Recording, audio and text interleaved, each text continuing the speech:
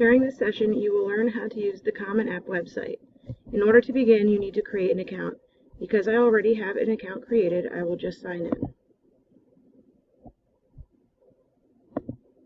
This would be the welcome screen that you should see. You have different options as to where you can go from here. You can either start answering questions about the Common App, you can add colleges to your search tab, or you can find help through the Help Center on the right sidebar. I'm going to walk you through the expectations of the Common App. By clicking here, it will take you to this page. The first set of information will be personal information about yourself. As you continue to fill in the information, be sure to save this by hitting the Continue button right here. As you move along, you just click on the next set of expectations, such as your address, your contact details, demographics, geography, language, citizenship, and Common App fee waiver. I will walk you through each of these individually. The address is the next step. By hitting Add Address here, it will allow this to update the information. If you have another address, feel free to type it in and choose this button right here. If not, click No Alternate Address. Be sure you click Continue at the end. The next information is your contact details. This is where you would put in your email address and your phone number. Again, if you have more than one phone number, this location right here is where you would put that in. The next set of information is the demographics. As you can see, not all of these have a star next to it. If you are not comfortable filling in this information, you do not need to do so. If you are, feel free to select the different options from each bar. After you have completed, make sure that you click this button right here to say that you are satisfied with the information you have put in this section. Again, be sure to hit the Continue button. Our next section asks about your geography, where you were born, what country and city. If you were born outside of the country, it is going to ask how many years you have lived in the United States as well as outside of the United States.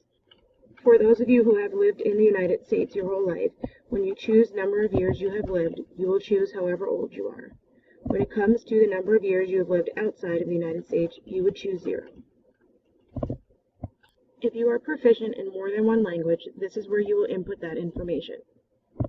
If you choose 2 languages, it'll ask you your first language and whether or not you are able to speak it, read it, write it, if it is spoken at home, or if it is your first natural language. Next, you will select your citizenship status. As you can see, you have options to state whether you are a U.S. citizen, a dual citizen, a permanent resident, or other if you are not a citizen. The last portion is the Common App fee waiver.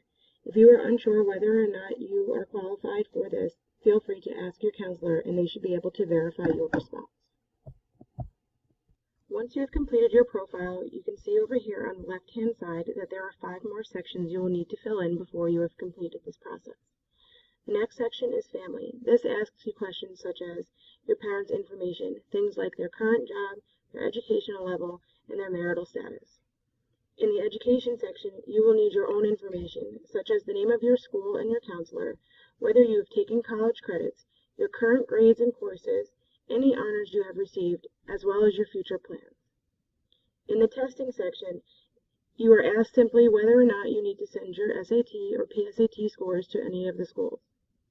For activities, this is where you get to brag about yourself. Help them understand what you are like outside of the school atmosphere.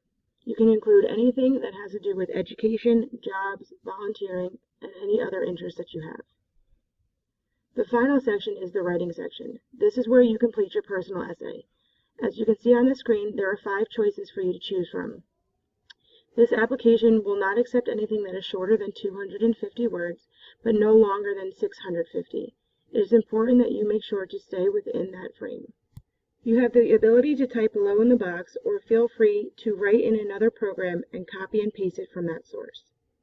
Once you have completed all of these profiles of the Common application, you may begin working on your college search. Use this tab, College Search, in order to look up some schools, especially those that take the Common App.